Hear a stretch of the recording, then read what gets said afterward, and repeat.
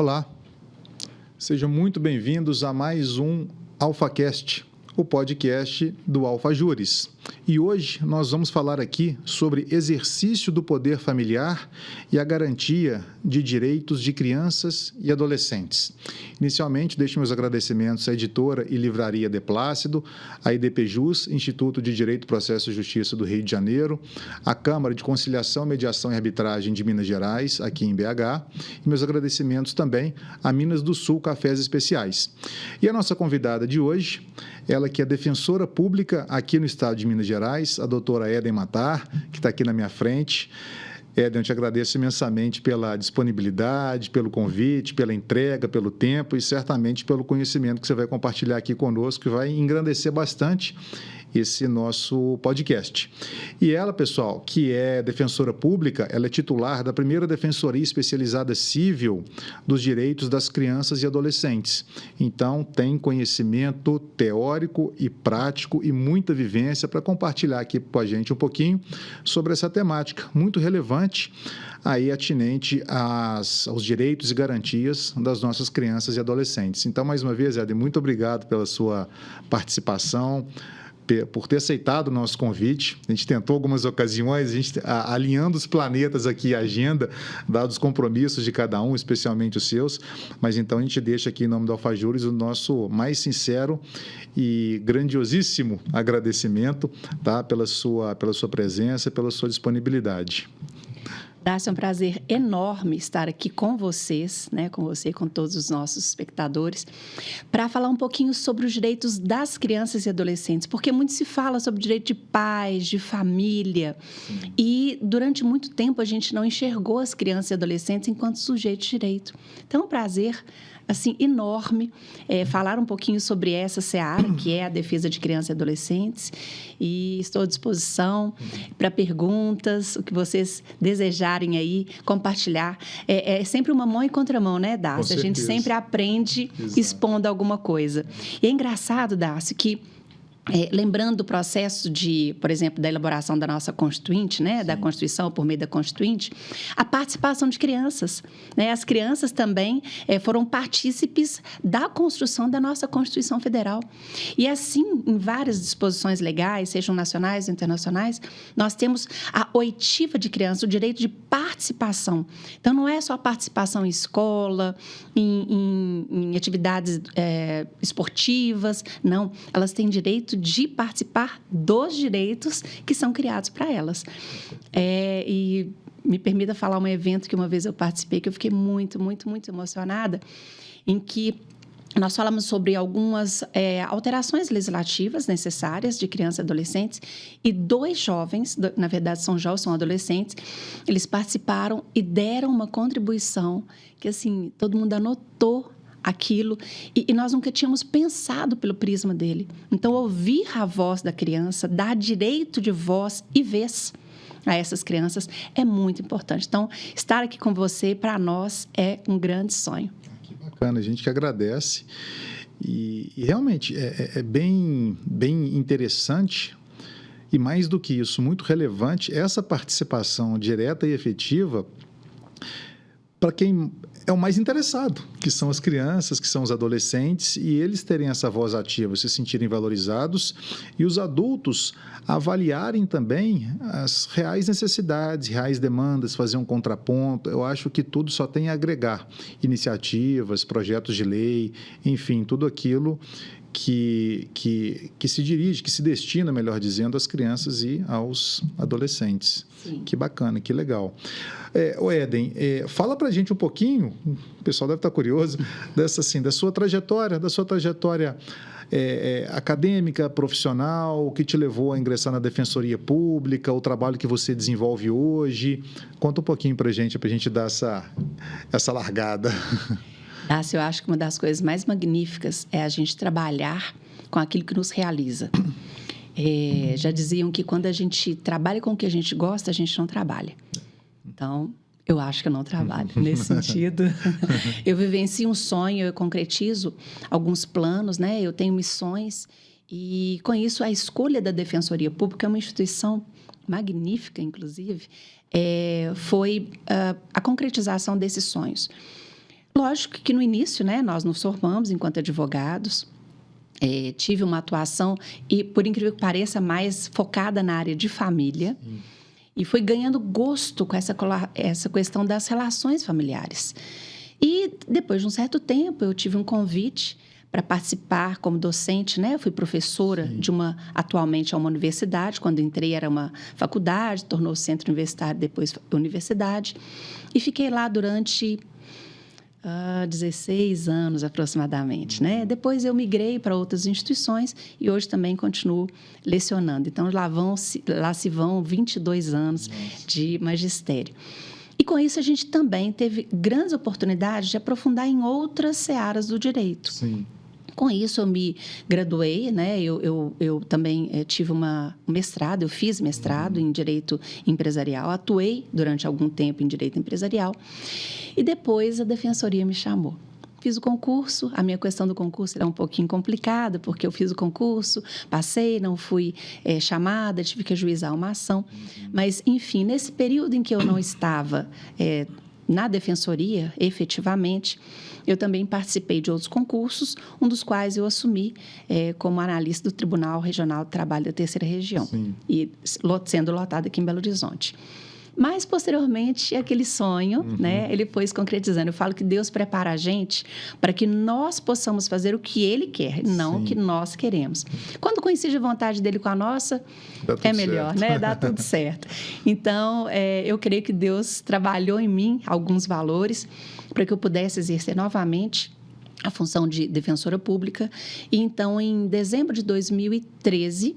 eu efetivamente tive um ganho de causa via Supremo Tribunal Federal e assumi em 2014 novamente a Defensoria, porque eu já havia tomado posse antes de sair, enfim. E com isso eu vi que realmente era aquele o meu papel na sociedade. Sim.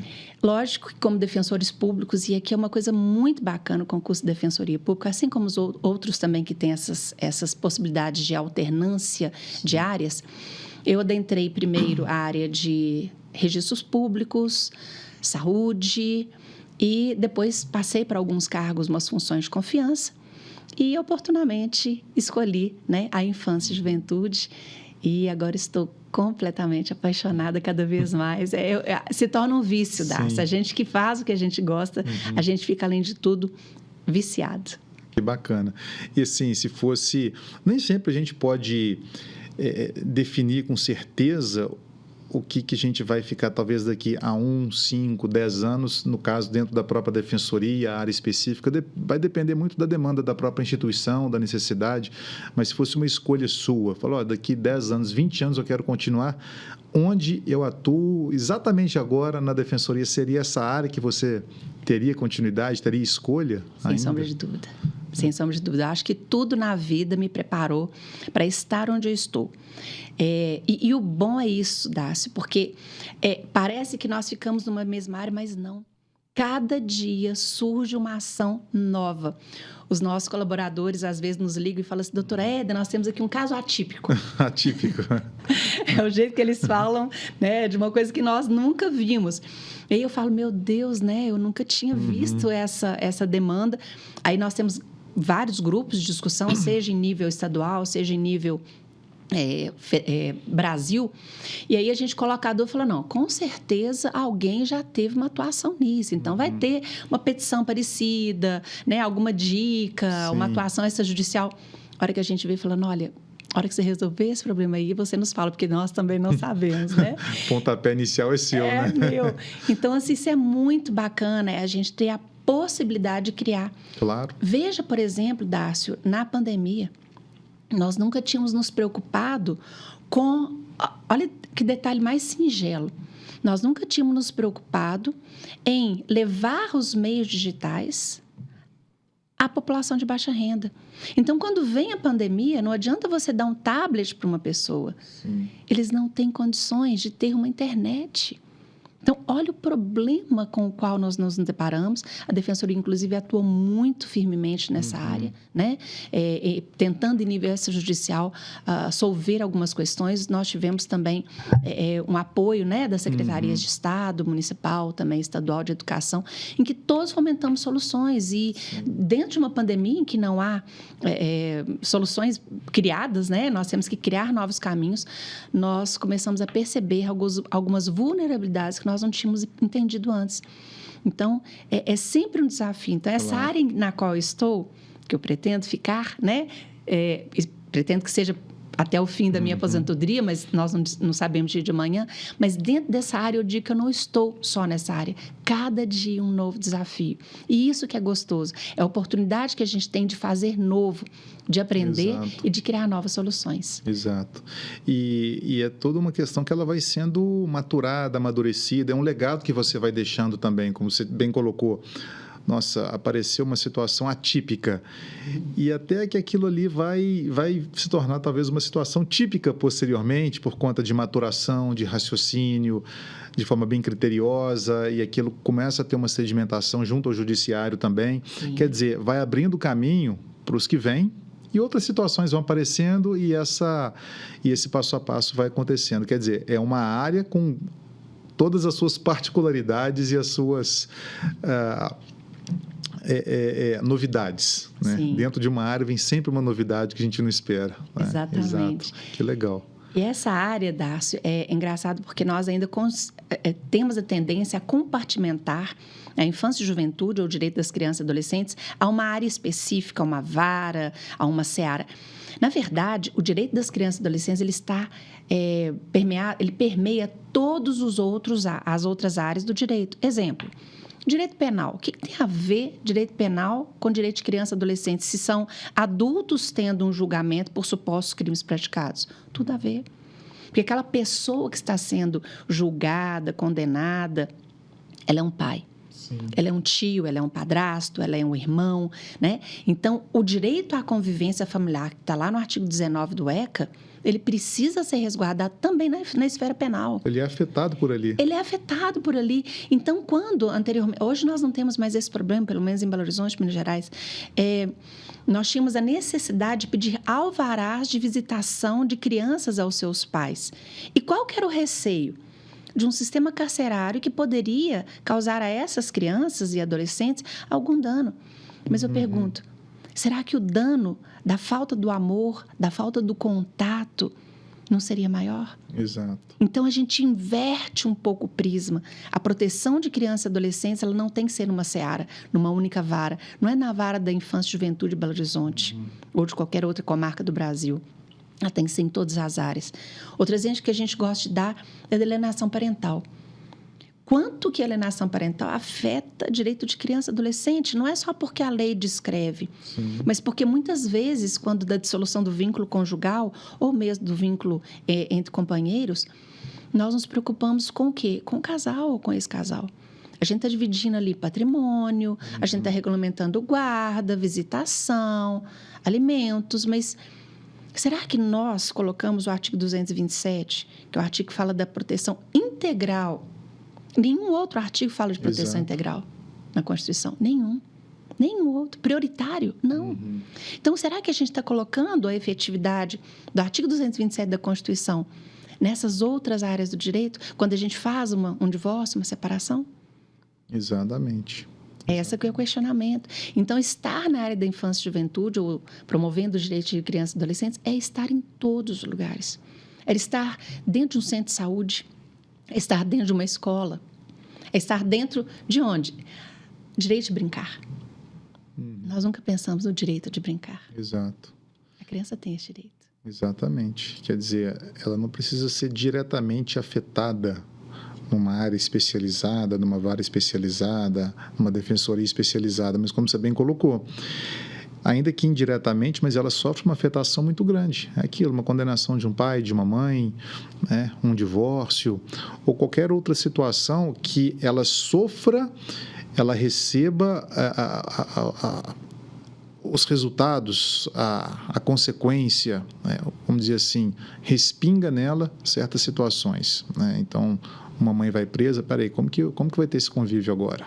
Como que vai ser a frequência, de que forma, né? Então, realmente, isso aí tem uma relevância gigantesca e é o momento de não só refletir, mas realmente de implementar da melhor forma possível nas demais áreas jurídicas, não só naquela específica, especializada sobre direitos das crianças e adolescentes, várias especializadas, mas que haja uma estratégia, uma estrutura para fazer valer o que, principalmente, a Constituição, ela preceitua, essa proteção integral de criança e adolescente.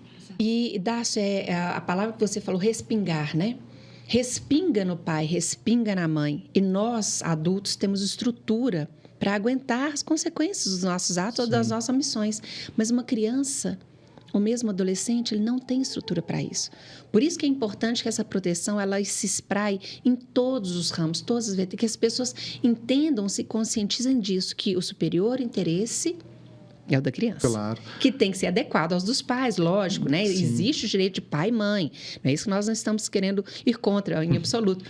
Mas o direito da criança é o norte a ser seguido, claro, atendendo os seus direitos dos pais. Só pesando ali os interesses, tem que ter uma atenção especial daquelas pessoas que estão em formação. Essa proteção integral visa o quê? Vamos proteger uma formação física, moral, intelectual idônea, salutar, justamente para quando atingir ali a maturidade, a idade adulta, poder ter esse poder esse poder de decisão e realmente, que a gente estava falando, esse respingo vai afetá-lo de uma forma muito mais branda do que aquele ser em formação moral, intelectual, emocional, né? Com certeza. E aí você fala de formação, é muito interessante, existe o caso das órfãs da Romênia, não sei se você já ouviu falar, em que eles analisaram milhares de crianças na Romênia que haviam sido abandonadas ou por morte dos pais, né, ou mesmo abandono por causa das guerras. E elas ficavam em instituições, antigamente chamava abrigo, né? Sim. Hoje a gente não fala isso, queria até... depois a gente vai falar um pouquinho dessa questão de modificação de termos, que é relevante, não é uma bobagem. Muito relevante. Então, esses órfãos da Romênia, eles eram largados, vou usar alguns verbos, porque eu estou usando no passado, né? Sim. Então, eles eram jogados em orfanatos, em abrigos. E eles, o que acontecia com eles? Eles ficavam um cuidador a cada... Estou aqui chutando que eu não me recordo o número correto. Um cuidador a cada 30 crianças. Essas crianças, elas passavam os dias olhando para o teto. Ou, às vezes, tendo uma comunicação com um e outro, porque ficavam vários no mesmo berço. Descobri-se com o passar do tempo que o desenvolvimento cognitivo até os 3 anos, que é uma idade muito importante. Aliás, nos primeiros dias e meses, as formações, as sinapses, elas vão acontecendo de uma forma tão grande que isso define o futuro cognitivo daquela criança. Então, com o passar do tempo, esses 3 primeiros anos, as crianças eram simplesmente desestimuladas ou não eram estimuladas corretamente. Isso tinha consequências em nível neural, em nível cognitivo, em nível comportamental, relacional. Por isso que hoje nós já temos uma outra visão da criança. Desde o primeiro momento de vida, já é necessário estimular habilidades para que ela possa se desenvolver enquanto um ser integral. E a gente vê isso, né, nos acolhimentos. Posteriormente, a gente vai falar um pouquinho mais sobre isso, para se evitar, né, os acolhimentos. O que a gente pode fazer para evitar os acolhimentos? Mas os acolhimentos hoje, eles têm uma outra vertente. A reintegração familiar, ele tem que ser o norte. E mais, a proteção integral daquela criança, desenvolvendo todas as suas capacidades, potencialidades e habilidades. Por isso que a gente falou, o direito de brincar, na verdade, é um desenvolvimento desse ser que se torna, que já é, e que vai se tornar cada vez mais um sujeito de direitos. Claro. A brincadeira, além de, obviamente, muito prazerosa, criativa, lúdica para a criança, ela tem essa função que acho que fica lá, naquela memória celular, se assim eu posso chamar, no inconsciente, subconsciente, enfim, da criança, que é o preparo dela para a vida adulta, para a socialização, o enfrentamento de dilemas. Uma criança brincando com a outra geralmente tem um desentendimento, mas acontece aquela autorregulação. Quer dizer, é um retrato, guardadas as devidas proporções, da vida adulta que ela vai ter. Sem contar realmente a questão da alegria, do desenvolvimento emocional efetivo da criança. Então, tudo isso é muito importante quando a gente fala de... mudando os termos, né? Eu estava naquele abrigo, ou a criança ela é acolhida, menor, enfim, exatamente. Menor de idade. A gente vai falar. Como que é engraçado, né? Cria aquele estigma, exatamente, né? O menor infrator, o pessoal brinca, né? Ele é de menor, né? Que fala, exatamente. Então, quando vai mudando isso, você usa um termo. Não vou falar menor, vou falar criança. É muito mais saudável escutar esse tipo de termo, ele é muito mais brando, ele é muito mais fidedigno do que realmente se busca. Fica uma coisa muito vulgarizada, muito pejorativa falar o menor, como se fosse um objeto e não um sujeito de direitos. Quando você dá nome àquilo, fala, é uma criança, não é um menor, é uma criança, é um ser. Não é algo que não atingiu uma idade adulta, mas é uma criança. Essa modificação ela é muito relevante. A gente falou que ia falar disso, até adiantamos. E eu te confesso que eu fazia isso eventualmente quando eu tinha algum cliente e estava com aquele dilema muito desgastante do ponto de vista emocional, brigando ali pela guarda de uma criança. Eu falava assim, olha gente, não vamos falar no termo guarda ou guarda compartilhada, vamos substituir a guarda, porque a lei ela fala guarda, mas ela quer outra coisa, né? Ela quer cuidado compartilhado, isso. Que vocês compartilhem cuidados com aquela criança ou aquele adolescente que vocês querem o melhor para ela. Amam aquela criança ou aquele adolescente. Então, vamos tirar a guarda compartilhada e falar cuidado compartilhado. Não vamos falar regulamentação de visitas, mas vamos falar uma melhor organização para convivência. Lei de convivência. Né? Porque pai e mãe não vai visitar filho, tem que conviver. Eu sempre brinco, quem recebe visita é enfermo ou presidiário. A criança não recebe visita de pai e mãe, ela convive com pai e mãe.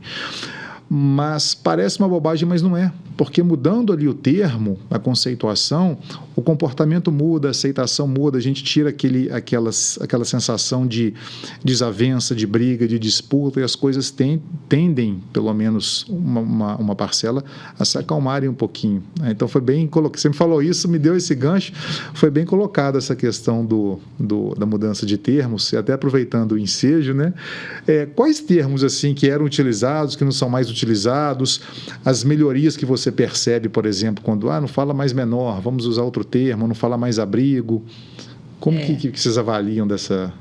Nós estamos em evolução, né? No direito, na sociedade, na nossa vida em geral. E essa questão do menor, ela veio de códigos antigos, né? Que antecederam o ECA, o Código Melo de Matos, enfim, vários outros, que trouxeram a figura da criança ou do adolescente, que era alguma coisa que não seria tão bem-vinda na sociedade e que o Estado iria protegê-lo de si mesmo, tirando do Estado. Então, a figura do menor era o menor infrator. Sim. Era aquele adolescente ou aquela criança, enfim, que não era bem vista na sociedade.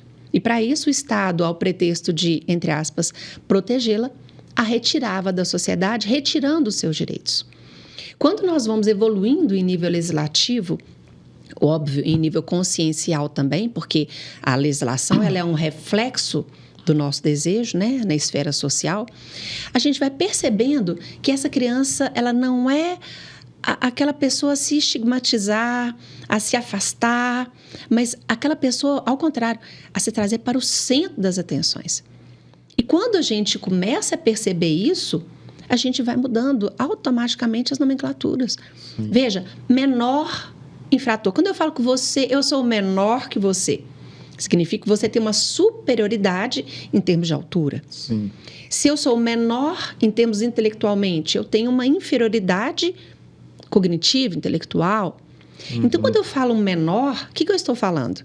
Que ele é menor que o pai, que ele é menor que a mãe, que ele é menor, inferiorizado. E aí o pai e a mãe podem ter aquele antigo pátrio poder. Sim.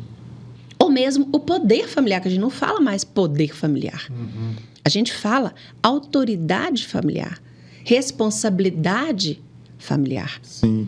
Então, como a gente tem aí um equilíbrio, até um desequilíbrio forçado, em que a criança assume um papel maior do que o dos pais, do que, né, dos outros sujeitos de direito, eu e você, enquanto pessoas maiores de idade, somos inferiores, entre aspas, a crianças e adolescentes em termos de proteção.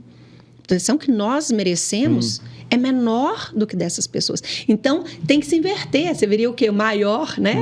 E a gente não pode usar pela questão da confusão em termos de critério etário, com o Código Civil, até 18 anos, enfim. Então, a primeira queda que a gente tem que colocar é isso. E como é que eu vou chamar, né? As pessoas falam, mas não vou chamar de menor? O que eu vou chamar? Vou chamar de criança. Até 12 anos incompleto. Vai chamar de adolescente, 12 a 18 incompletos. Essa é a denominação. Agora, que a gente sempre preza, chama pelo nome. Sim. Quando eu chamo Dárcio e a Éden, a gente chama pelo nome. Às vezes eu falo, é aquela criança. Não, é o João. Sim. É a Maria. Né? Um ser individual, é um ser individual com suas particularidades. Exatamente. Então, o primeiro nome, primeira assim, tipologia que a gente tem que tirar é o menor. Isso, assim, tem que abolir ontem. Né? Até dói o ouvido ouvir menor. Realmente tinha esse... Era muito pejorativo, era muito estigmatizado, realmente. Poxa, eu lembro quando eu era criança...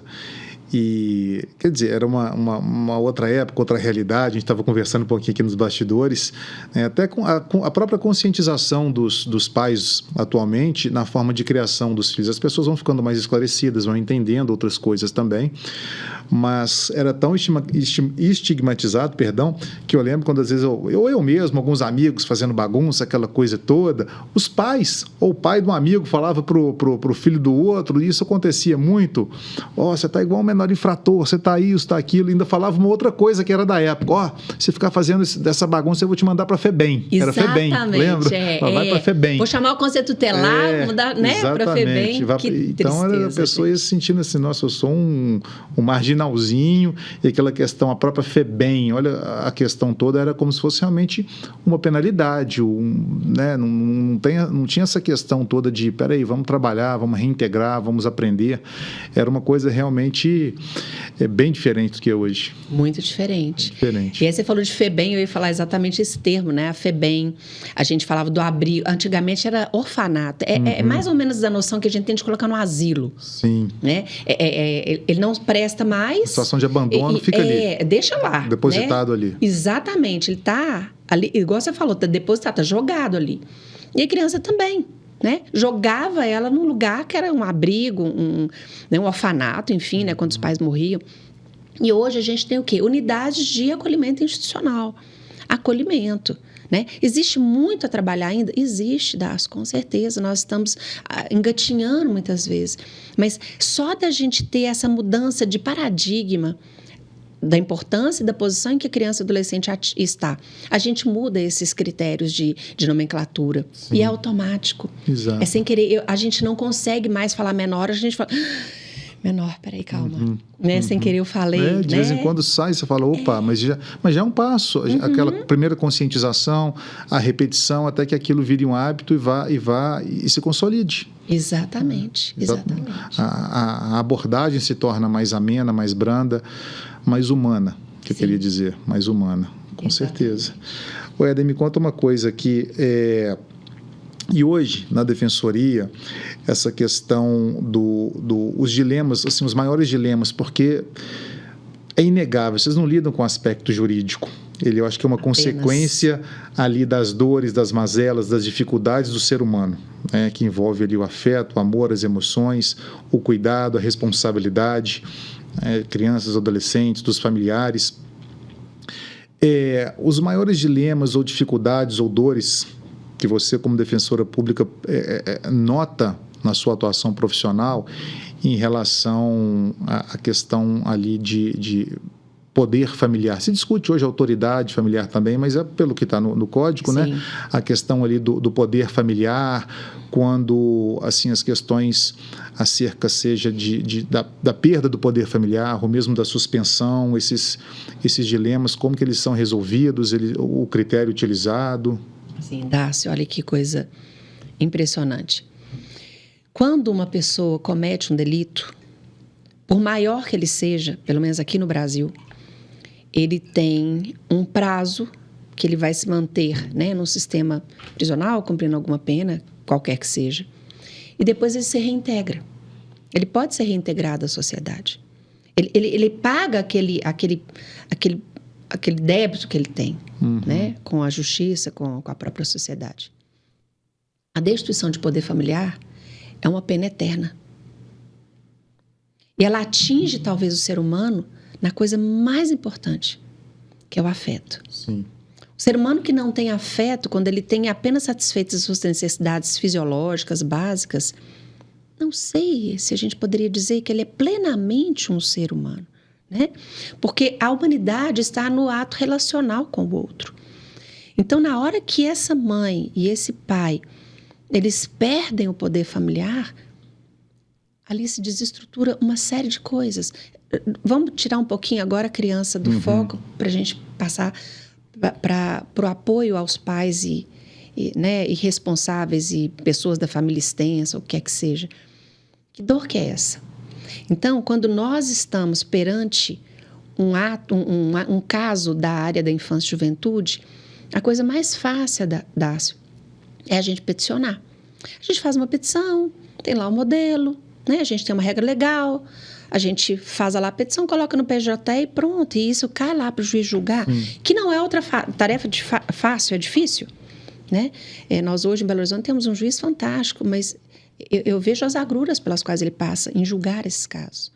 Mas o mais difícil é a gente trabalhar com o psicológico, com o emocional.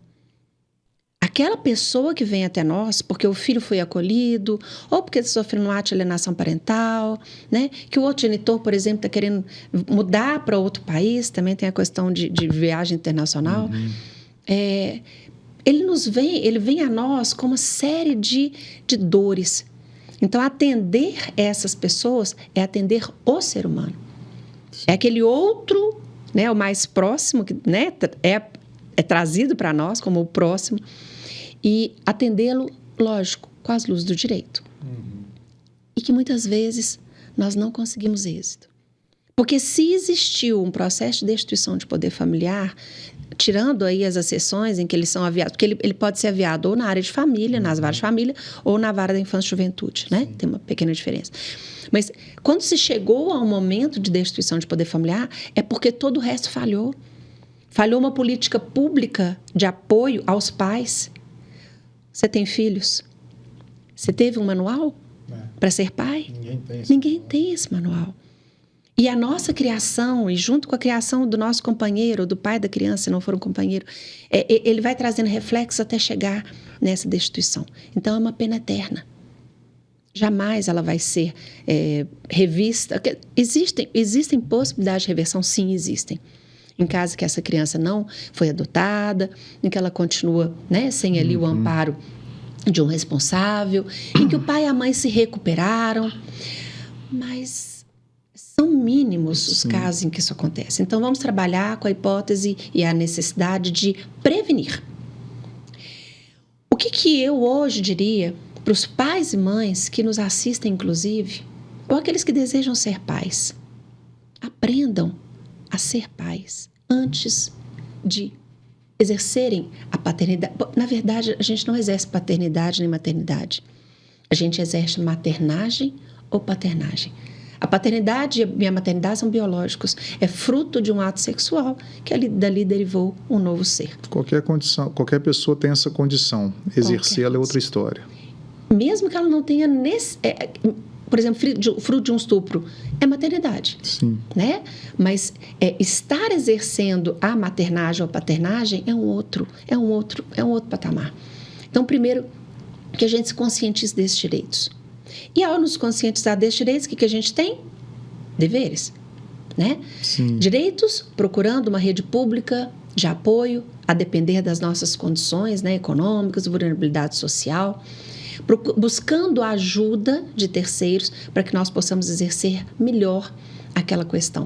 Hoje, nós temos a psicologia apoiando em vários momentos. Né?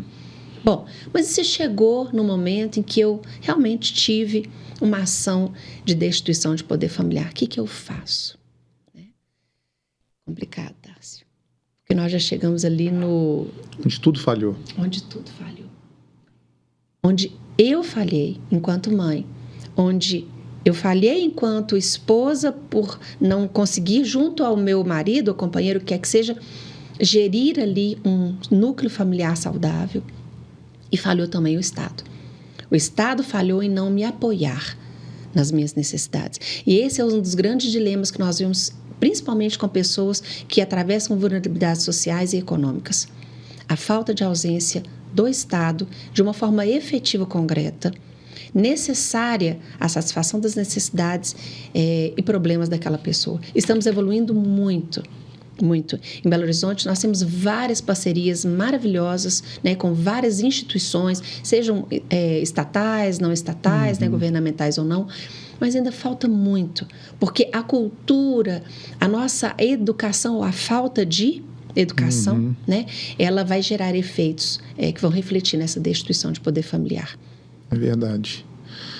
Começa muito antes, é um trabalho ali de formiguinha, né? E muitas vezes acomete pessoas que não têm, lamentavelmente, que não têm muito acesso à educação, à estabilidade familiar, à condição financeira de buscar, de terem mais acesso a essas informações, a esse tipo de educação também.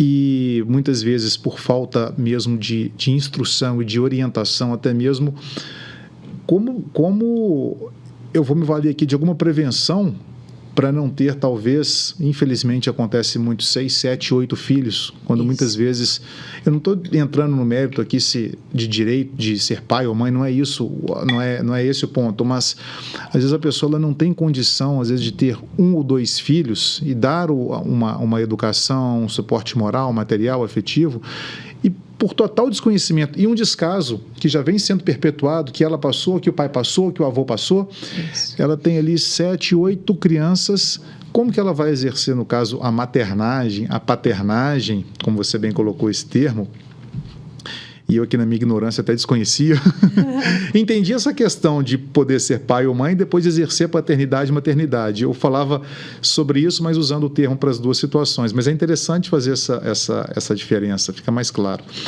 E aquilo vai se perpetuando. Quer dizer, é o que você bem colocou, quando chega nesse ápice de destituição do poder familiar, fala, nossa, agora eu tirei essa criança de um pai ou de uma mãe que não tinha a mínima condição, que violentavam, que aconteciam tudo de negativo para essa criança, consegui. Agora ela vai ter uma paz. Será que vai ter uma paz? Quer dizer, ela perdeu tudo o que deveria ter e agora ela não tem aquilo, mas e aí? O que vai acontecer? Qual o próximo passo? Ou será que ela vai entrar também nessa roda, nesse círculo e perpetuar isso daí? Exatamente. Quer dizer, realmente aquele ápice onde tudo falhou, onde Exato. A educação falhou, onde a conscientização falhou, a educação para aprender a exercer ali o papel de pai e de mãe também. É uma situação bem complexa e doída. Não é algo assim, eu pedi a destituição, foi deferido, não é algo a se comemorar. Pronto. Exatamente. Não é um deferimento judicial que você pediu que você vai comemorar. Exatamente. E assim, é tão importante isso, Dácio, que cada vez mais nós entendemos quanto que é importante a atividade extrajudicial. Porque o judiciário, por mais que ele tenha ali, né, os méritos dele, ele não consegue resolver relações humanas. Não, jamais. Quantas vezes você tem ali uma sentença de um juiz, divórcio do casal, guarda no lateral, né? E aí você pregou na parede, porque a mãe não deixa visitar, não permite que o pai conviva, né? E aí ele briga pelos alimentos, executa, manda prender. Que sentença que é aquela? Então, pensando nisso, uma das saídas é o quê? Educação em direitos. Exato. Educação em direitos. A Defensoria tem feito muito isso também, né? Educar os pais e mães para serem pais e mães, aprenderem isso. E vários projetos nós temos desenvolvido também. Sensacional. Aliás, em todas as áreas isso acontece. Agora, mais especificamente naquilo que envolve, se não o maior, um dos maiores alicerces da sociedade, que é a família. Sim. Né? Seja ela da forma que for, mas está ali, são os laços familiares. E E é onde tem mais, esse reflexo, ele é muito mais forte nessa área, como você bem colocou. Uma sentença, muitas vezes, ela vai servir para enfeitar a parede, porque ela vai te entregar um resultado jurídico, mas não uma solução. Exato. Resultado não é solução. Perfeito. Porque a pessoa vai ter que engolir aquilo, não vai aceitar e não vai querer cumprir, especialmente nas relações aí, especialmente as relações humanas, em que tudo é mutável, se transformando constantemente, aquilo se perde no tempo. Mas e a solução para dar aquele direcionamento, para trazer a finalidade maior do direito, que é a pacificação social. Exato. Do direito, não estou falando de lei, estou falando do direito, sim, a pacificação sim. social. E muitas vezes uma sentença vai entregar um resultado e não uma solução. Por isso que, na minha visão, é corretíssimo que você coloca dessa questão extrajudicial, dessa educação, e encararmos o judiciário não como regra, mas como exceção. Ele vai ter que existir, vai ser sempre bem-vindo e necessário, mas que as pessoas batam, se socorram ao judiciário em situações que, quer dizer, tudo já foi tentado. Mas certamente, quando se passa por uma conscientização, uma educação, as demandas, elas diminuem cada vez menos, porque as pessoas, elas participam ali de um conhecimento, participam da construção de uma resposta, de uma solução, e falam, eu não vou deixar para um terceiro que não sabe nada da minha vida, ainda que tenha estudado para isso, decidir a minha vida. Exatamente. E é muito comum, nós tivemos a oportunidade, essa semana eu fui a uma instituição que aqui em Belo Horizonte acolhe mulheres gestantes e puérperas. E uma delas me falava o seguinte, que ela perdeu um dos filhos. Na verdade, ela já teve algumas outras perdas, mas o mais recente foi uma perda para uma instituição, né? Ele está hoje acolhido e nós estamos lutando por ela ainda. É uma pessoa que já está totalmente reintegrada, assim, tá? Enfim. E ela fala o seguinte, agora com o meu bebê fulano, né? O nome do filho dela, eu já entendo qual é o meu dever. Se eu tivesse entendido aquele dever e o meu direito também, lá atrás, eu não teria perdido aquele outro bebê. E hoje ela está num projeto que a Defensoria está abraçando aí, em que ela tem momentos em que ela vai aprender comunicação não violenta, Legal. Escutativa. Ela aprende sobre direitos de crianças e adolescentes, porque é aquela vertente, sempre foi o direito do pai. Eu bato no menino para corrigi-lo. Tá, mas cadê o direito dele de não apanhar? Às vezes as mulheres que chegam à defensoria, eu falo muito em mulheres, porque a maior parte das que cuidam de seus filhos, principalmente em situação de vulnerabilidade, são as mulheres, né? Não estou aqui tirando de jeito nenhum o papel e do homem, de jeito nenhum. Mas, infelizmente, a grande maioria é de mulheres. E elas chegam lá e falam assim, mas doutora, eu não posso bater no meu filho? O que eu vou fazer para corrigir? Uhum. Eu falo, meu Deus, respira, né? E vamos aqui ensinar desde o beabá. É o beabá, Dácio, que a gente precisa É uma ignorância de conhecimento, realmente. Não aprendeu de outra forma. Então, assim, quando ela fala, olha, eu bati... às vezes ela fala assim, olha, eu bati para que ele não saísse, para que ele não fosse ali ter contato com os traficantes da região. Ela fala com orgulho. Eu prendi ele em casa. Porque eu zelo por ele, porque eu não quero que ele saia e seja contaminado pelo mundo. Mas a forma como ela faz não é uma forma correta. Ela tem a intenção, mas não sabe o que fazer com aquilo. Exato. Como fazer com aquilo. Exatamente. Então, nós precisamos de ensinar essas pessoas. Por isso que a capacitação, a educação em direitos é basilar. É dela que tem que nascer uma série de outras medidas. Chegar ao judiciário deveria ser a última opção.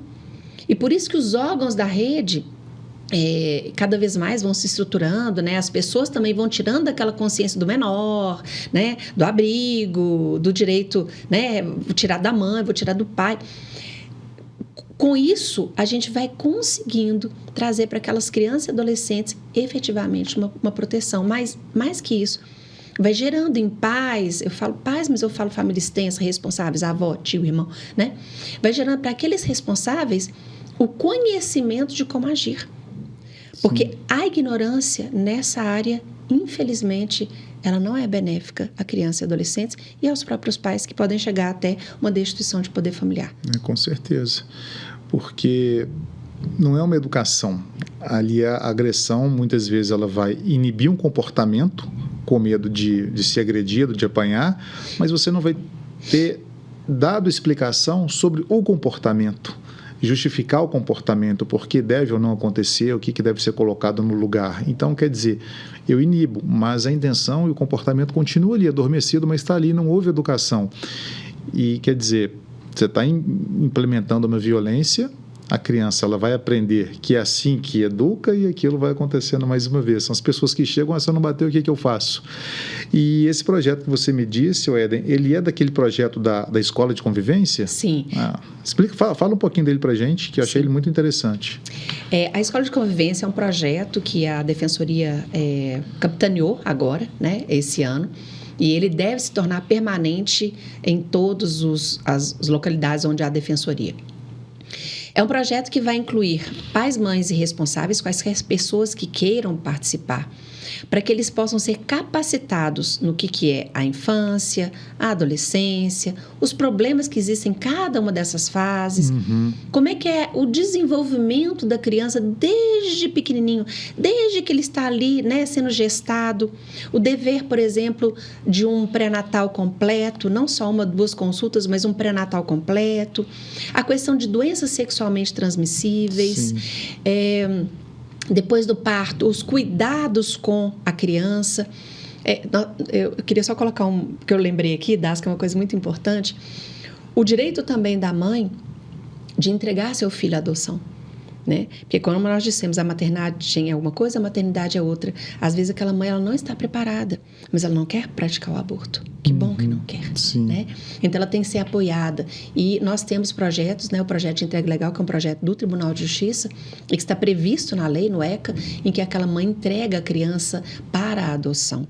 Né? Ela entrega para terceiros, que é um ato, eu costumo dizer nas audiências de entrega legal, é um ato magnífico de amor, de doação. A gente lembra daquela passagem de Salomão, né? Salomão, as duas mulheres vieram pleitear um menino. Falou, então parte no meu menino. Aí a mãe, que era mãe biológica, falou, não, pode ficar com a outra, né? Isso que é realmente a maternidade. Então, nessa escola de convivência, eles vão ter oficinas de vários tipos. Eles têm uma exposição, diríamos assim, teórica, sobre algum tema, e cada dia é um tema. Serão 12 encontros em 12 terças-feiras. Tem turmas pela manhã, tem turmas pela tarde, né? Você escolhe qual turma que você quer ficar.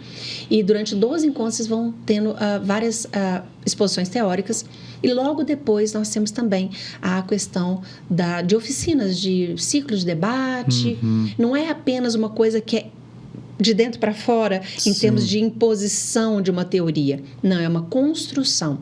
E aí nós temos apoio de psicólogos, pedagogos, várias palestras, cada uma com foco. Comunicação não violenta é dessas palestras, a escutativa, a questão das drogas na adolescência, a questão de a gestação na adolescência, a violência doméstica, a violência contra crianças e adolescentes, os órgãos que apoiam a Delegacia de Proteção à Criança e Adolescente, a Vara de Crimes contra Criança e Adolescente, o que é o Ministério Público, o que é a Defensoria Pública, o que é o Conselho Tutelar, que muita gente acha que é bicho-papão, né? E não é, tem que desmistificar isso. Então, ensina todos os órgãos para que a pessoa fale, não, agora eu entendi. Então, eu não posso fazer isso, mas eu tenho o direito de fazer aquilo, eu tenho o direito de buscar tal órgão. Então, ela se enrobustece, sabe? Aquela pessoa que chega ali, ela, não sei se ela se torna, assim, pai e mãe de carteirinha, né? Porque não existe Mas isso. certamente sai melhor do que entrou. Muito melhor. Isso que eu ia te perguntar, melhor. Como que tem sido a receptividade e a percepção, a sua percepção sobre os resultados? Por enquanto é o nosso primeiro módulo, nós começamos agora em setembro, né? Foi no dia 5 de setembro que nós começamos o primeiro módulo e vamos desenvolvê-lo até o dia 5 de dezembro. Mas não precisamos esperar para ver os resultados, porque nós já vemos isso nas visitas técnicas que nós fazemos. Eu estou hoje na primeira defensoria, trabalhando também a questão judicial, mas principalmente com foco extrajudicial. Então, eu faço muitas visitas em conselhos tutelares, unidade de acolhimento, hospitais, e a gente já vai vendo esses frutos, sabe, dessas educações que são dadas, não só na escola, mas também dentro da nossa própria atribuição funcional, que é a educação em direitos. Então, 2 aulas que houve, E essa assistida, que eu, coincidentemente, fui visitar numa unidade lá de acolhimento, ela falou: doutora Eden, eu já estou vendo lucros, eu não sabia e eu já mudei meu comportamento. Que legal. E é muito interessante, Das, porque especificamente essa mulher, ela falou assim: olha, eu agora já sei até o que é o direito do auxílio reclusão, eu já entendi a violência doméstica.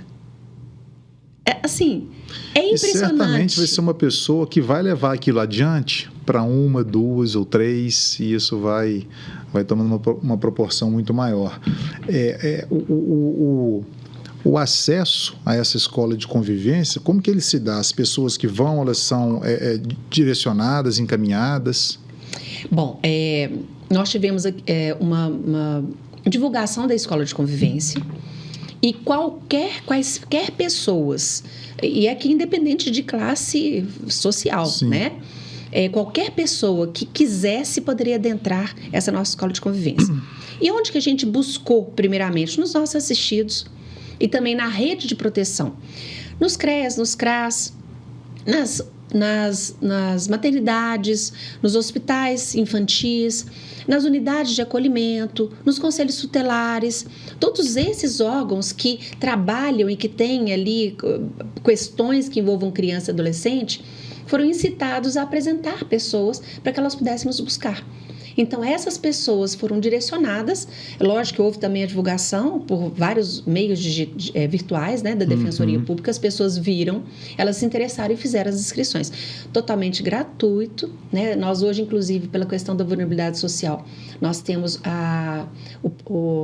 assistência de vale social para transporte, que muitas vezes as pessoas não podem ir, né? Sim. E nós temos cuidadores para as crianças e adolescentes que ficam lá durante o período que a mãe está. Então, para nós é maravilhoso, porque além de nós termos o contato com pais, mães e responsáveis, a gente ainda tem o contato com as crianças. Ah, que legal, bacana. É um projeto realmente que eu acho que ele vem para ficar e vai dar muito o que falar, porque é aquilo que a gente conversou antes, é uma questão de educação. É para se evitar chegar em situações extremas, como você colocou aqui, a destituição do poder familiar, por exemplo, que é onde que ninguém quer que é preciso, a depender da situação, é preciso, o que se pode fazer? Mas o ideal é que não se chegue a esse extremo, a esse ponto. E esse é um projeto que realmente ele vai, acredito que a médio e longo prazo, ele vai contribuir demais, não só para isso, mas por toda essa questão do convívio, especialmente ali para resguardar os direitos das crianças e adolescentes. Bem interessante mesmo. Dácio, só uma coisa que eu estou lembrando aqui agora. Os reflexos de uma boa educação em direitos e apoio à criança e adolescente, ela fica não só na área emocional, ela atinge critérios financeiros. Uma melhor educação de crianças e adolescentes evita criminalidade. Sim. Aborto. E aí, quando a gente fala em uma melhoria de criança e adolescente, de melhor atendimento aos direitos deles, nós vemos uma diminuição da necessidade de atuação do poder público na esfera repressiva, em qualquer aspecto seja, no ser sã, né? A pessoa tem menos adoecimento mental, tem menos adoecimento físico, então nós vamos ter menos necessidade de hospitais, de psicólogos. Por quê? Porque a gente está criando uma estrutura coesa, uma estrutura, né, integral, uma estrutura que está apta a uma convivência social. E aí o Estado, ele gasta menos valores. E isso se reflete num desenvolvimento também daquela comunidade. Pessoas mais bem direcionadas, pessoas focadas, pessoas instruídas, elas vão incrementar as atividades econômicas de toda uma sociedade. Sim. Então, os benefícios eles não são apenas para aquele núcleo restrito, são para todos nós, né? Mais segurança nas ruas, em todos os aspectos. Vai muito além do motivo principal pelo qual ele foi desenvolvido. Realmente atinge muita coisa, porque quando se fala em conscientização, especialmente em educação, não é só para esse aspecto que vocês ligam ali no dia a dia, na defensoria, nas questões atinentes aí a questões familiares, guarda, poder familiar, direito de crianças e adolescentes, mas a pessoa tendo esclarecimento, condição, conhecimento, mas especialmente educação, vai ser um cidadão muito melhor. Muito melhor. E é aquilo que a gente vai conseguindo, a consciência sobre paternidade, paternagem, sobre o uso de drogas, sobre a própria questão ali do lícito e do ilícito. Quer dizer, a gente tem que subir degrau a degrau. Nós somos um país muito grande, com uma desigualdade muito grande, social, econômica, educacional, mas degrauzinho após degrauzinho a gente vai conseguindo, vai conscientizando, e até mesmo uma diminuição, agora já divagando um pouquinho, de demandas que chegam até o judiciário. Sim, com as que certeza. chegam certamente terão uma apreciação com muito mais exatidão, talvez. Não que não haja hoje, que não haja uma responsabilização, uma entrega muito grande, né? Mas quando se tem, por exemplo, 5.000 demandas, 5.000 casos para se examinar, é bem diferente de ter 500. Exatamente. A sua atenção, o seu tempo, o seu cuidado, ele é diferente, porque isso aí é em qualquer área, de qualquer pessoa. Sim. Né? Com certeza. Com certeza. E, Éden, eu queria que você colocasse aqui também para a gente, quando a gente conversou um pouquinho no WhatsApp, você falou aqui desse termo, né, até para explicar para quem acompanha a gente, violência intrafamiliar. Né? Como que isso aí acontece? Como que isso chega até vocês? Ou uma atuação para trazer esse esclarecimento sobre essa violência intrafamiliar? Uhum. Foi bom você ter trazido essa questão da violência intrafamiliar, e para a gente esclarecer também para todos que nos ouvem que a destituição de poder familiar, violência intrafamiliar, problemas com crianças e adolescentes não acontecem em classe de baixa renda. Não. Apenas. Elas estão presentes em todas as classes sociais.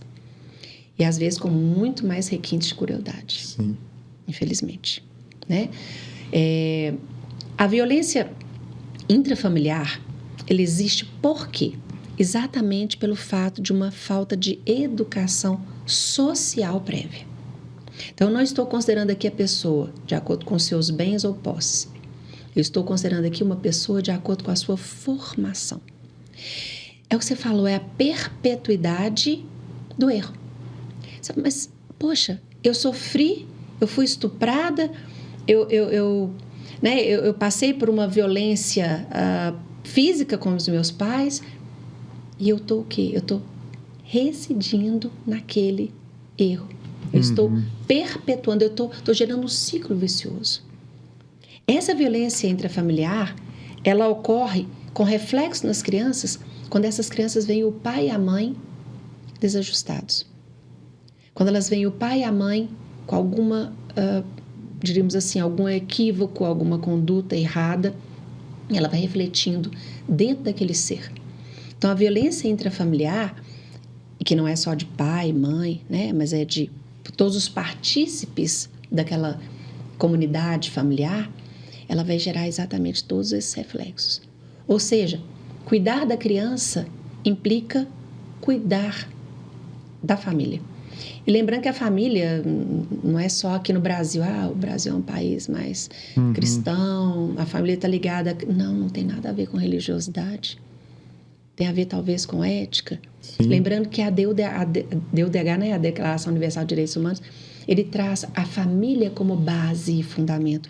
E quando a gente entende que nosso mundo globalizado caminha para uma constituição globalizada, uma constituição universal e parâmetros universais, nós entendemos que essa família, pelo menos pode ser um sonho, né? Enfim, ela vai ser sempre a base de todas as sociedades bem estruturadas. Sim. Então, cuidar dessa família, do não adoecimento. E o que é violência, né? Às vezes a gente pensa assim, não, o pai bate na filha.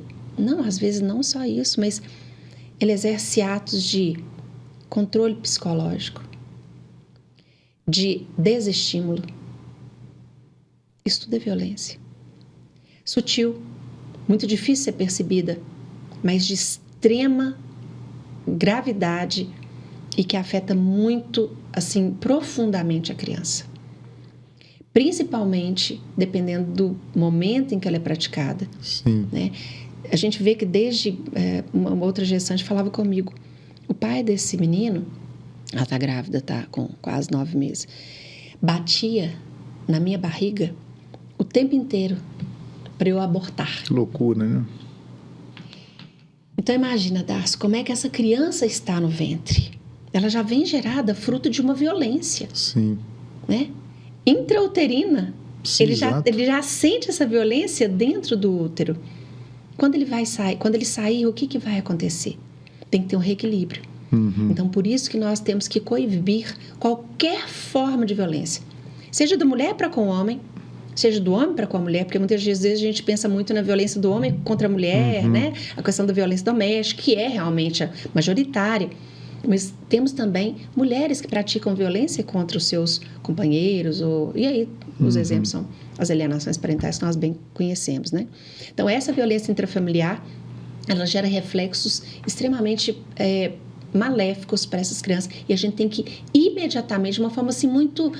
políticas públicas para isso, sabe, Darcio? E eu costumo dizer que, às vezes, fica parecendo assim, política pública é uma coisa longe, né? É aquele coisa de você sentar num bar, num restaurante, numa festa e falar assim, olha, hoje queria conversar sobre... Exato. Né? Não é dar aula, não. Não, conversar. É conversar. Uma conversa construtiva, interessante. Você sabe o que é isso? Sabe o que é aquilo? Né? É trabalhar isso aí. Exato. O pessoal conversa tanto hoje, joga tanta conversa fora. É legal, descontrai de vez em quando, mas tem muita conversa que é agradável e também descontrai, mas ela vem imbuída com uma informação relevante, com conhecimento a mais. Por isso que a gente tem que ter conhecimento. Porque muitas vezes a gente divulga coisas que não são verdadeiras. Sim. Na nossa ignorância de boa fé. Sim. Né? Eu quero crer aqui que nós temos várias ignorâncias de boa fé. Por exemplo, bater em filho. Mas nenhum tapinha, doutora... Né? É ignorância. É uma ignorância boa assim, que você aprendeu no passado, né? Não é uma, entre aspas, culpa sua. O não saber não é culpa, mas o não se atualizar. Sim. E o deixar de saber e o não querer saber, aí sim, já se torna um ato de responsabilidade. Exatamente. Ou às vezes até quando a situação ela acontece reiteradas vezes, aí você falou, será que já é um não saber ou realmente aí já é um comportamento da pessoa que ela acha que é daquela forma? Isso, é a síndrome de Gabriela, né? Eu nasci assim, eu cresci assim, eu sou sempre assim. Exato. Então, é isso que a gente não pode ter na seara de criança e adolescente.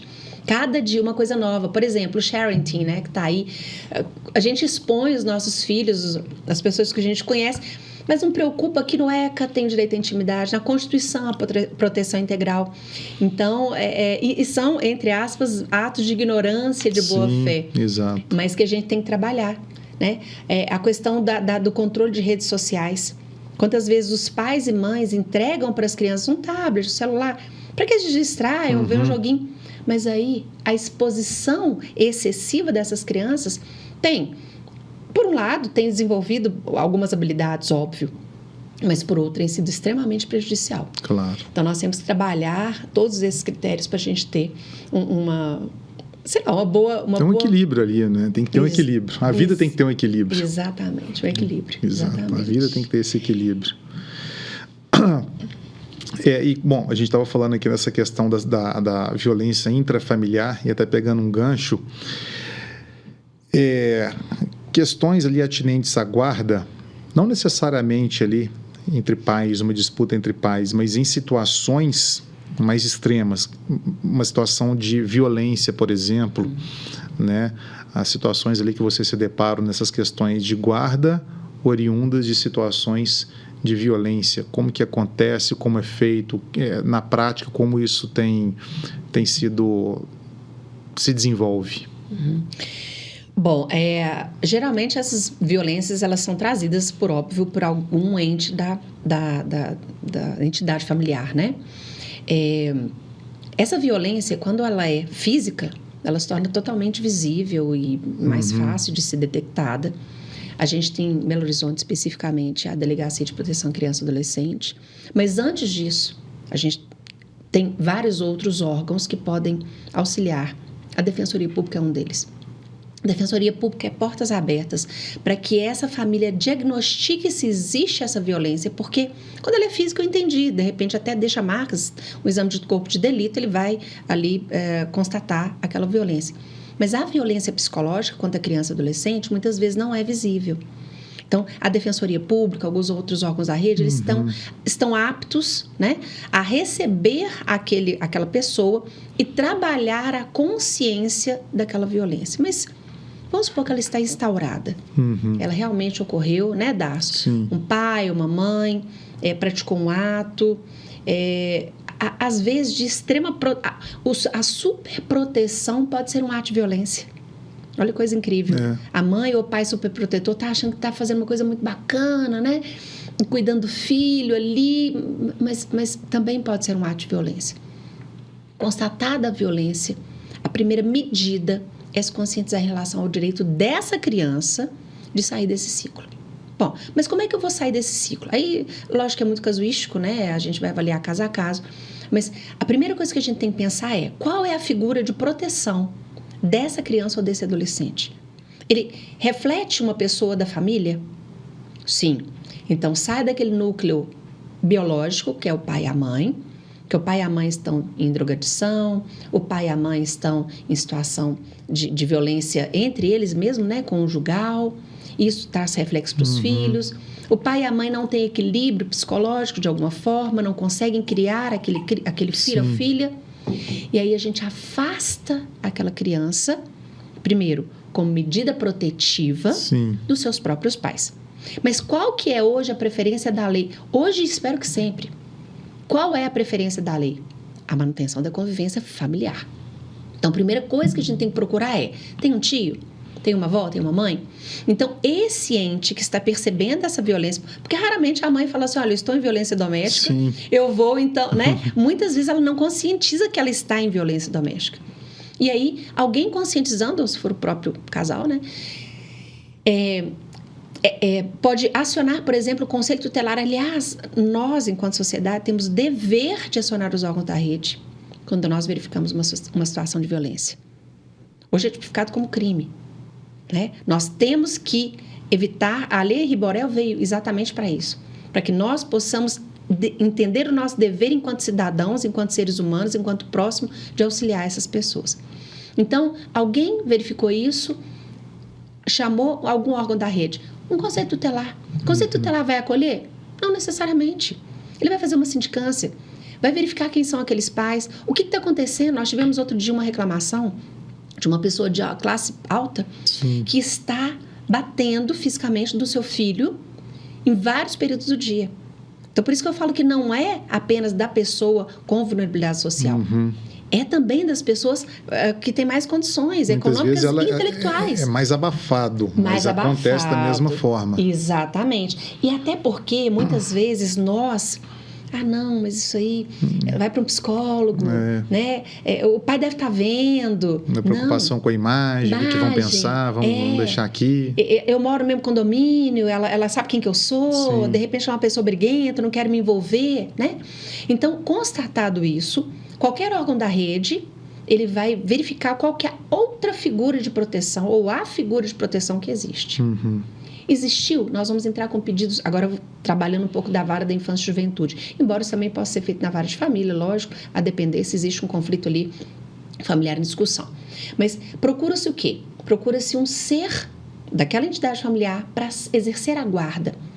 O conselho tutelar, ele no primeiro momento, ele vai fazer o afastamento daquele suposto agressor, daquela pessoa que não está gerando a proteção àquela criança ou adolescente, e chamar um outro partícipe. Esse é o primeiro momento.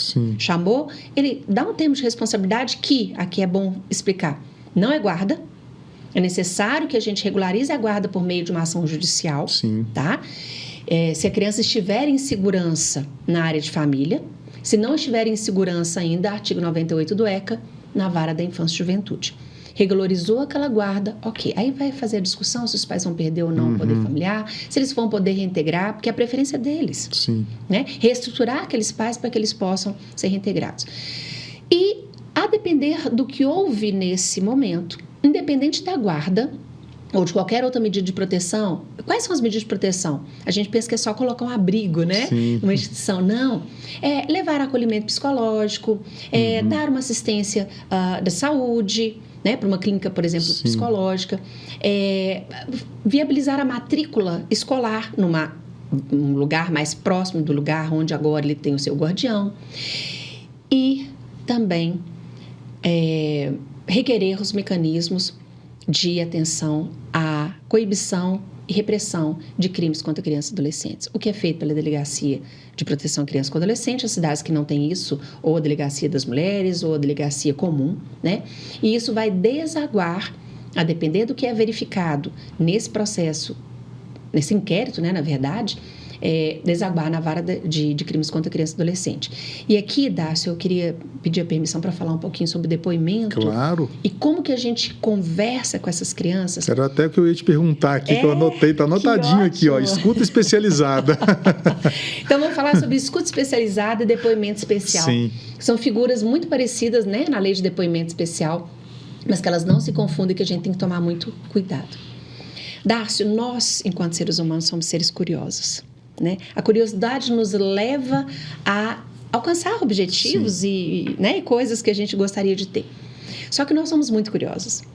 E muitas vezes nós vemos uma criança em situação de violência, aí eu, por exemplo, estou vendo seu filho em situação de violência. Eu vou, né, observo, converso, retiro, indico para o conselho tutelar, enfim, qual foi a providência que eu tomei, eu junto à delegacia ou já levo para um hospital.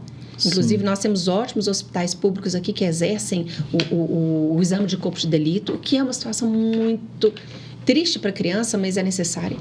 Se há um corpo de delito, principalmente em crimes sexuais. Sim. Então, eu vou e afasto aquela criança, mas eu preciso ouvi-la. Aí eu, enquanto vizinha, falo assim, o que aconteceu? O que papai fez? Aí a criança fala. Então, ela já se lembra daquele negócio, né? Já é um sofrimento. Já é um sofrimento. O sofrimento que o pai impôs e agora o sofrimento de narrar aquele fato. Aí ela chega no conselho tutelar, o que aconteceu? Meu pai me bateu, meu pai me estuprou, meu pai... Né? Ele não fala com essas palavras, o relato da criança ele é livre, mas enfim, se extrai que houve um abuso sexual ou uma violência doméstica, enfim.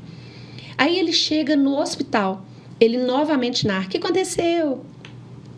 Ele vai para a delegacia, novamente ele narra. E ele chega em juízo, ele novamente narra. Aquela violência acontecendo toda hora. Por isso que hoje, na lei de abuso de autoridade, houve uma ampliação, né? A revitimização de crianças e adolescentes pelos órgãos de proteção, leia-se defensoria, magistratura, né? Ele tem uma pena hoje maior. Então, o que essa criança precisa nesse momento? No primeiro momento, de uma escuta especializada. Não de uma escuta curiosa. Sim. Né? É lógico que eu preciso saber o básico, mas já falou no conselho tutelar? Não precisa novamente falar no CREAS, no CRAS, no hospital. Não precisa falar novamente. Outro terceiro pode estar junto e falar assim, olha, eu sou conselheiro tutelar, eu acompanhei o depoimento, a escuta especializada, eu fiz a escuta especializada. Eu observei isso, ela narrou isso, pronto. Já está validado. Já está validado. E ele chega na delegacia, e aí sim, Dácio, nós entendemos que, pela lei, o depoimento especial ele pode ser feito tanto na delegacia quanto na vara. Mas a preferência é que ela seja feita uma vez só. Então, vamos aqui separar o que é escuta e o que é depoimento. A escuta especializada é feita por qualquer ente da rede, na proteção de criança e adolescente, de forma humanizada, de forma a dar a ele proteção. Óbvio que a gente tem que extrair os elementos ali, pelo menos indício de materialidade e autoria, né? Para a configuração de um crime. Isso é suporte para um inquérito que vai dar suporte a uma denúncia. Mas tem que ser o quê? Livre da criança. A gente não tem que colocar palavras na criança. Você foi estuprado? Quantas vezes os meninos chegam lá na vara e falam assim, onde foi que o titio colocou a mão? Na borboletinha, na florzinha. As palavras que eles usam são diferentes da nossa. Então, nós temos que usar palavras, formas diferenciadas com essas crianças, para que não as revitimizemos. Claro. Então, passado por aquela escuta que é feita em qualquer órgão da rede, essa criança pode ir à delegacia, em que ela pode ou não depor.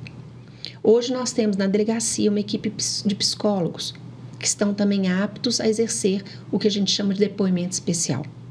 Mas o que seria o depoimento especial? Já com foco o quê? Judicial.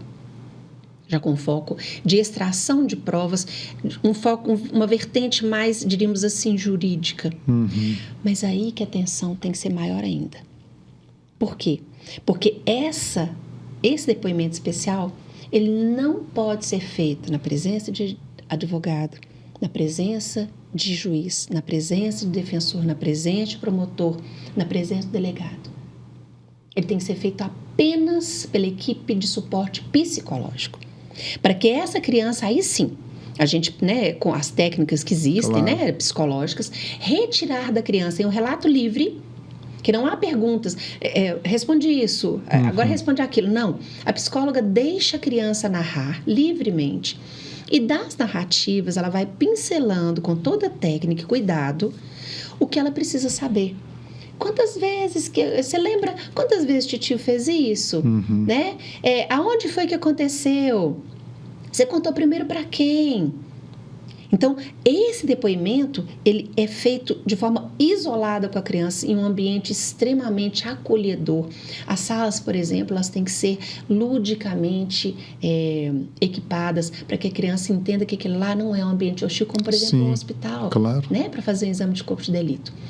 E uma coisa interessante é que nesse depoimento especial, agora focando um pouco mais na vara da infância, de crimes contra criança e adolescente, porque embora a lei fale que existe o depoimento especial na delegacia e na vara, o que nós entendemos é que o depoimento ele deve ser feito uma única vez. Então, se existem indícios de materialidade e autoria, por qualquer prova que seja, um exame de corpo de delito, não precisa ouvir a criança. De jeito nenhum. Já tem ali o indício que o delegado precisaria. Né? Agora, não havendo, aí por óbvio a gente vai ter que ter aquela escuta especializada, aquele depoimento ali. Mas enfim, não foi ouvida a criança, vai ser ouvida uma única vez, em depoimento especial. Após essa primeira narrativa livre, essa criança vai poder ser perquirida, né? Questionada, perguntas feitas pelo juiz, pelo promotor, pelo advogado, pelo defensor público, né?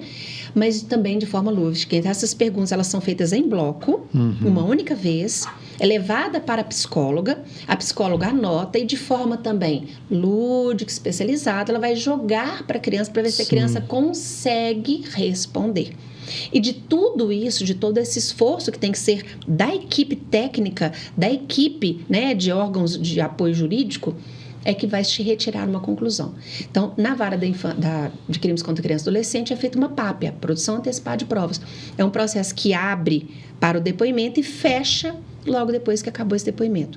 Uma coisa também muito importante, o agressor, o suposto agressor, ele não necessariamente vai participar da oitiva dessa criança. Por quê? Porque a criança ela pode se sentir acuada, desconfortável, né? Então, a depender do que o responsável dela ou ela mesma expresse, não vai ser permitida a presença do suposto agressor, mesmo que por videoconferência.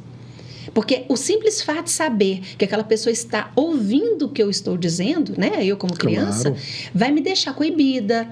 Às vezes eu vou mudar meu depoimento, não vou falar livremente. Quantas crianças chegam lá, não só pelo trauma do ato praticado, mas também pelo medo do que vai acontecer depois. Então elas travam. E ali a gente não consegue dar o apoio àquela própria criança. Exato. É uma situação que demanda ali uma profundidade, um conhecimento técnico com muito critério, porque é uma situação muito específica, são compreensões distintas. O mundo, a realidade de uma criança, a forma como ela vai te responder é completamente diversa do linguajar que a gente vai utilizar, a forma do acolhimento. Então, realmente, tem que ter muito critério. O profissional especializado, o psicólogo, enfim, saber ali interpretar e retirar aquilo que, peraí, será que é isso mesmo? É uma verdade ou não é? O que está acontecendo? Ou é muito pior do que a gente imagina? Agora, com foco sempre que você colocou, em não perpetuar esse sofrimento. Fala aqui, fala ali, fala acolá, isso daí a todo momento impor àquela criança a vivenciar aquela situação, aquela suposta situação desagradável ou abominável mais uma vez, e mais uma vez. E é engraçado, porque a criança tem o direito de ser ouvida e ela tem o direito de não falar. É o que a gente...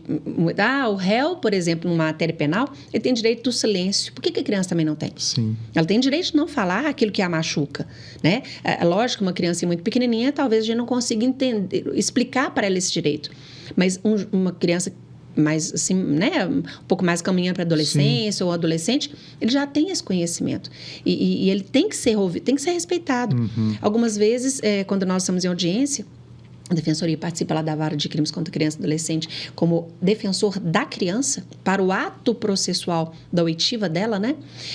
A criança, então, em acolhimento, fala assim, mas eu já falei isso com a outra moça. Eu preciso falar de novo? Ela já está dando sinais que isso aqui não está me fazendo bem. Não está bacana, né?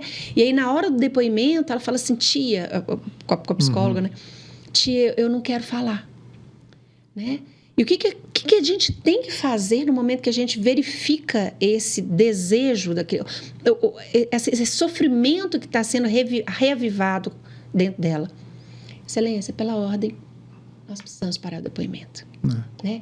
E a juíza para, e o promotor também. É lógico que em algum momento que a gente perceba que pode avançar, que foi uma frase solta, talvez não. E você falou aí, Dácio, que o psicólogo ele tem o preparo para ouvir a criança. Porque a criança, às vezes, ela tem... Não é ilusões, eu estou esquecendo a palavra. Ela tem... ela extrapola... Ela tem imaginação. Então, em alguns depoimentos, a gente ouve assim, a criança falando assim... Ele fez isso, mas eu fui e dei um soco nele. E eu bati nele. E ele caiu no chão. Ela cria aquele filme, aquela situação para ela sair como herói, vencedor, e nada daquilo aconteceu. Aí a parte contrária, talvez um advogado, né, do indiciado, etc., ele fala assim, tá vendo? Ela não tá sabendo o que ela tá falando, porque logo em seguida ele foi preso. Então, como é que ele levou ele no portão e deu um chute nele, sabe? Então, a gente tem que entender que ouvir a criança é ouvir com a cabeça dele, né? Com o coração dele. Sim. Não adianta querer que a gente tenha perguntas estrategicamente posicionadas, respostas corretas. A gente é que tem que descobrir. Até porque antes dos 5 anos ali, a gente nem recomenda o depoimento. A gente faz estudos psicossociais para verificar, tentar extrair a verdade dos fatos, para não expô-la àquela situação, né, de estar ali em juízo. Embora também seja uma certa violência, porque a criança vai várias vezes, faz estudo psicossocial, depois psicológico, e aí também tem uma possibilidade de perpetuação dessa dor. Na prática é muito complexo, porque ela passa por um sofrimento e para resolver e para punir aquele ofensor, aquele agressor, ela tem que sofrer de novo. De novo. É um paradoxo. De novo.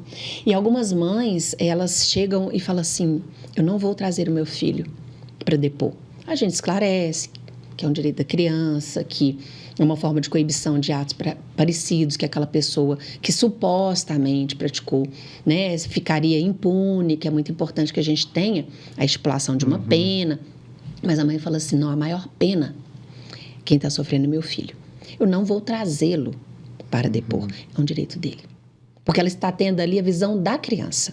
Sim. Não a visão de uma mãe. Estamos aqui esquecendo má fé e qualquer coisa que possa permear essa questão. Mas ela falou, olha, o meu filho, ele já sofreu demais. Foi suficiente. Então, vocês, o que ela está nos dizendo? Vocês que peguem outra prova. Que ouçam testemunhas, eu inclusive indiquei testemunhas, que vocês peguem ali a postagem na rede social, que você veja o laudo do IML, do hospital, se virem. Mas vitimizar o meu filho, penalizar o meu filho, vocês não vão. Então, a gente tem que também ter ouvidos para isso. Sim. Saber que a criança não é um meio de prova. A criança é um sujeito de proteção. Por meio dele, sim. Se ele trouxer a prova, é melhor. E a criança, ela narra. Ela narra a verdade. Sim. Assim, sendo bem assistida com um profissional que acolhe, aquele ambiente que você me diz acolhedor, né? Assim, já teve essa oportunidade. Até essa semana eu fiz uma live também com a Júlia Costa, que é uma psicóloga. Ela participou aqui, acho que no podcast anterior ao seu, falando justamente sobre essa questão que ela atende basicamente crianças e adolescentes, né? Então, assim, como que é importante ter esse ambiente acolhedor e que muitas vezes são violências que a gente não faz ideia. A gente está falando aqui, mas tem algumas que são... que você fala, nossa, mas isso existe? Alguém faz isso? Isso não tem como. E tem, e faz, e acontece. São os piores. Exatamente. Mais difícil de detectar, né? E ela me falou, a gente acha que é só, como a gente comentou aqui, lá embaixo, pessoal desprovido de condição financeira, lá embaixo na pirâmide social, falou, não, é muita classe média alta, classe alta, É aquilo que entra naquela cifra negra, né? Não vai, não tem um registro, não acontece, mas são coisas assim que são inimagináveis. Você quer ver uma coisa assim que a gente esquece? A criança tem direito à educação. A criança tem direito à vivência social e novos horizontes. Às vezes a mãe ou o pai querem que aquele filho viaje. Eu quero que ele vá para a Disney, eu quero que ele vá, né, para algum outro país. Geralmente quando é país, né? E o outro cônjuge ou o outro pai, né? Ele proíbe aí. Isso não é uma espécie de violência? Exato. Aí você tem que pedir uma autorização judicial para viagem internacional. E tem acontecido muito lá com você, essa questão de autorização para viagem? Sim, e aí, Dácio, olha que coisa impressionante. Até pela questão financeira, aí já entra classe mais alta. Sim. Classe média para alta. Eu perguntar agora, exatamente, né?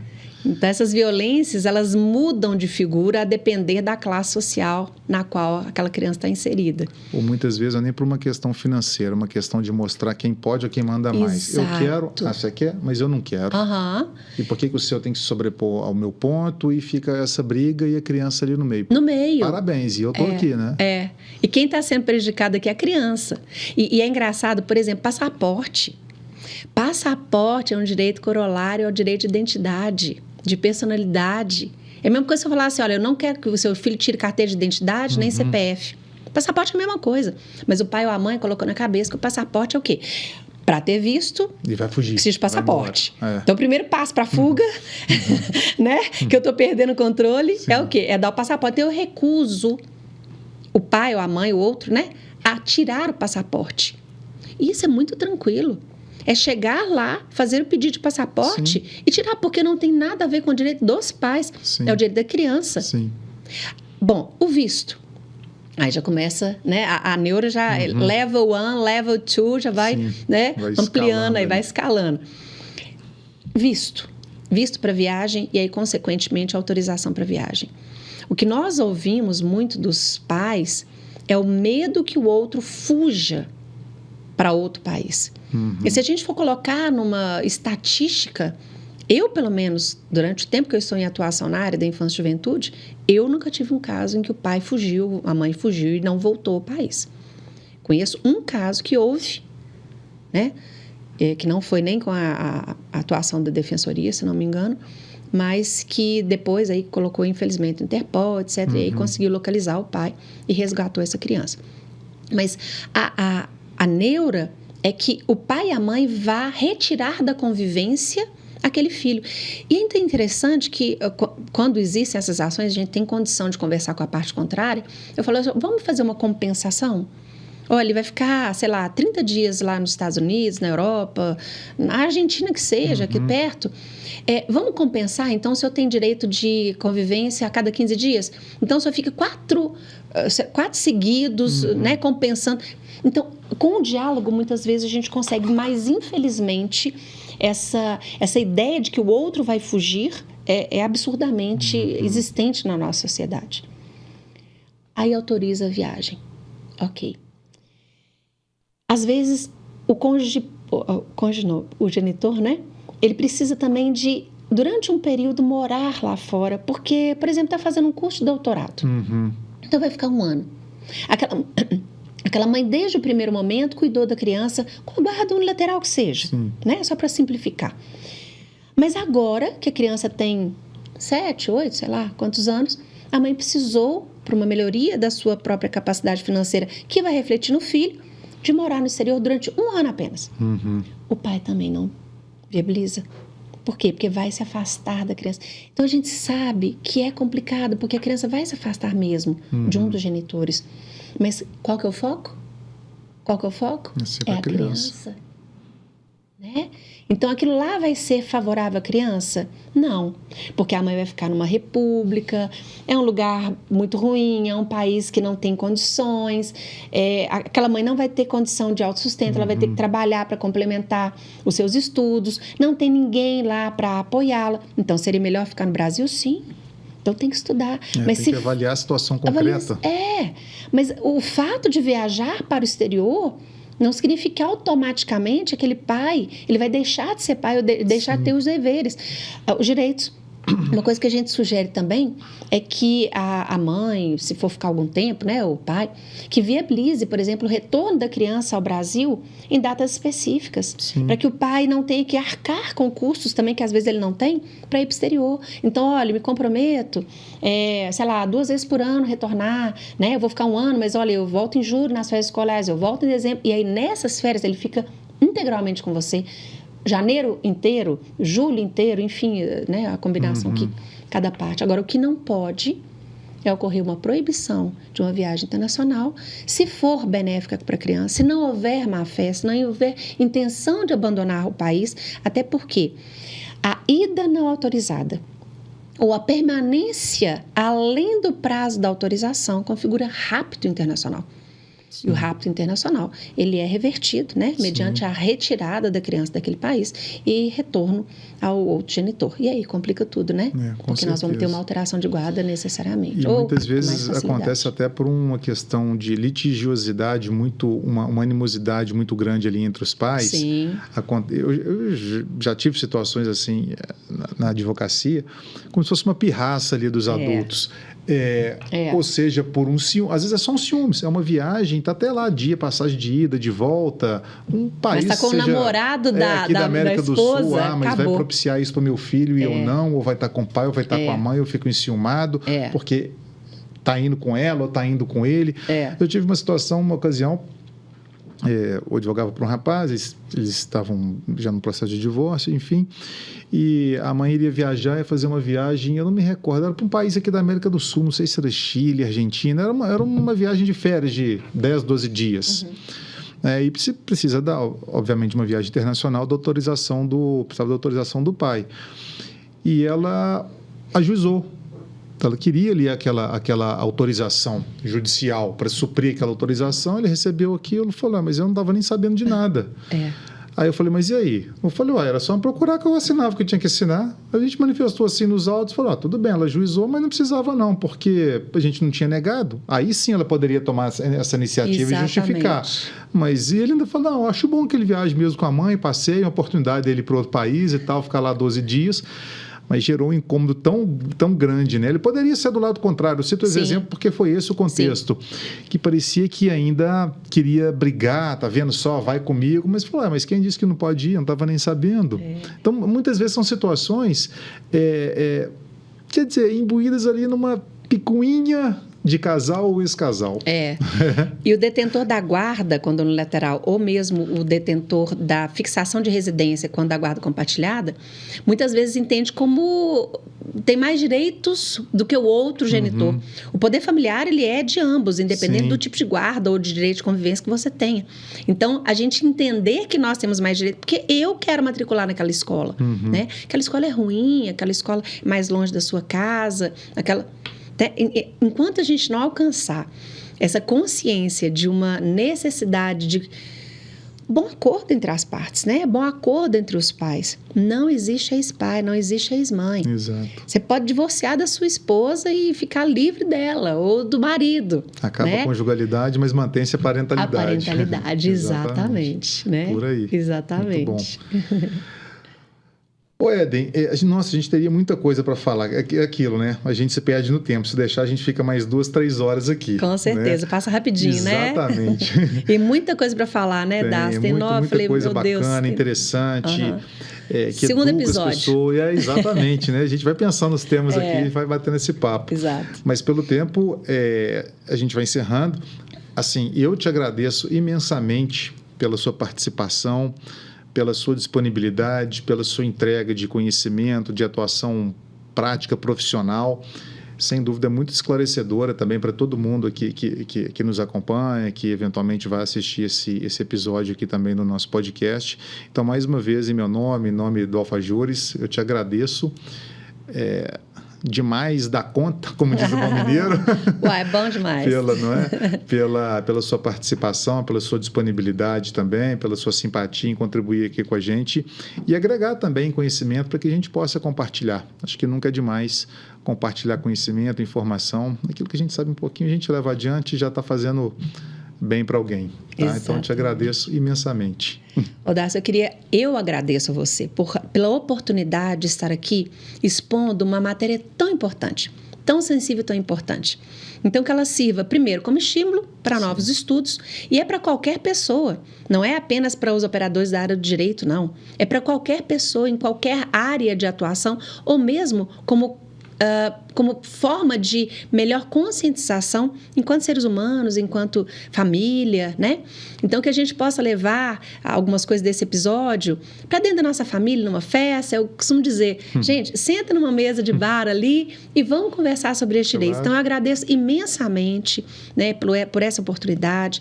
Também em questão da defensoria, está sempre aí parceira na divulgação das nossas atividades, dos direitos de criança e adolescente, dos nossos projetos. É muito importante também que as pessoas conheçam a Defensoria Pública e, pessoalmente, né, agradecer aí por conhecer você e desejo grande sucesso em todos os seus projetos. Muito obrigado. E antes que eu me esqueça, tem pequenos brindes aqui nossos para você, para agradecer a sua presença. Ai, muito obrigada. Tem umas coisinhas aqui para você. Muito obrigada, com certeza. Tem um cafezinho aí também da Minas do Sul, muito bom. Olha, então já vamos... Só coisa boa, gente. Esse agradecimento simbólico nosso para você. A gente agradece mais uma vez demais. Obrigada. Tá bom? E assim, pessoal, a gente vai encerrando então mais um episódio do nosso AlfaCast, o podcast do Alfajures, hoje aqui com a doutora Eden Matar, defensora pública aqui em Minas Gerais, tá bom? Deixo meus agradecimentos mais uma vez à editora e livraria De Plácido, ao IDPJus, à Câmara de Conciliação, Mediação e Arbitragem, também a Minas do Sul Cafés Especiais. Então, esse foi mais um episódio aqui do nosso AlfaCast, o podcast do Alfajures. Inscrevam-se no nosso canal do YouTube e até a próxima. Tchau, tchau.